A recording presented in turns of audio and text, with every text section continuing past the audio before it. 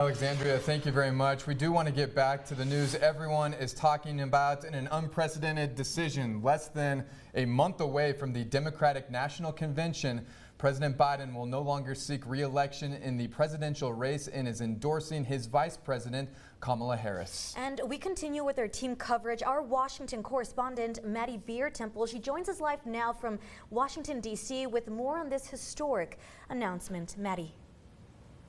Good evening. President Joe Biden said that it's been the greatest honor of his life to serve as president. He says he's proud of what he's done these past 3.5 years in office, but said it's time to step down.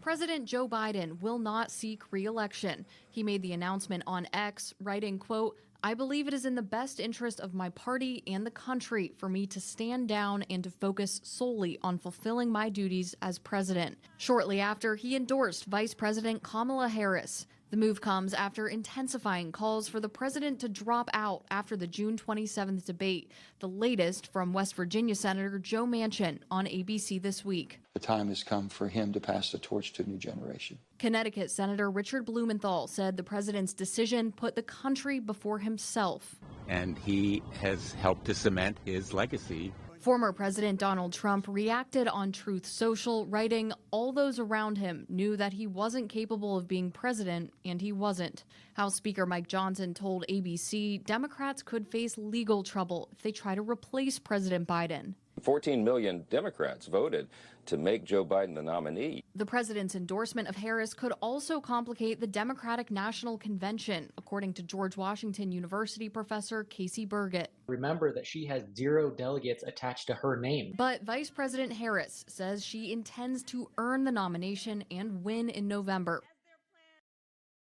Biden is currently isolating at his Delaware home with COVID. He said he will address the nation about his decision with more details later this week. In Washington, I'm Maddie Beer-Temple.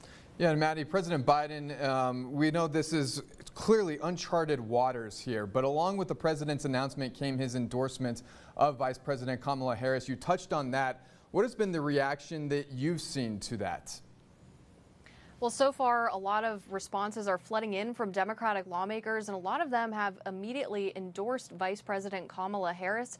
Others have stopped short of that. They say they want to see the process play out. That includes former President Barack Obama. When he came out with a statement, he did not endorse Vice President Harris, but the DNC chair, Jamie Harris, said that it would be a transparent and orderly process, however it works out. Yeah, certainly will be interesting to see how it all plays out. Maddie Beer-Temple joining us live from D.C. Maddie, thank you very much. Another look at the White House as we continue following the breaking news that President Biden is stepping aside from the presidential race. Thank you for choosing KTSM 9 News. We'll be right back.